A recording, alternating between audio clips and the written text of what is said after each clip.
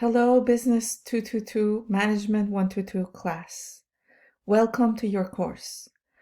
In this course, we'll be covering business communication concepts, and you can actually watch more information about this particular course.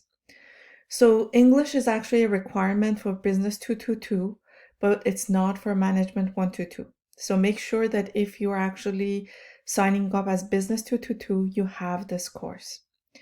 In this class, which is going to take 16 weeks, we're going to cover concept about business communication.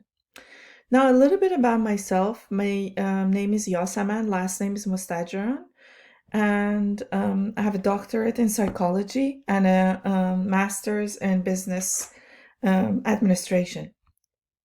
I have many years of experience as a business analyst, data analyst, and also working as a therapist. What I like to do, my research interest is actually combining both the management world with the psychology world.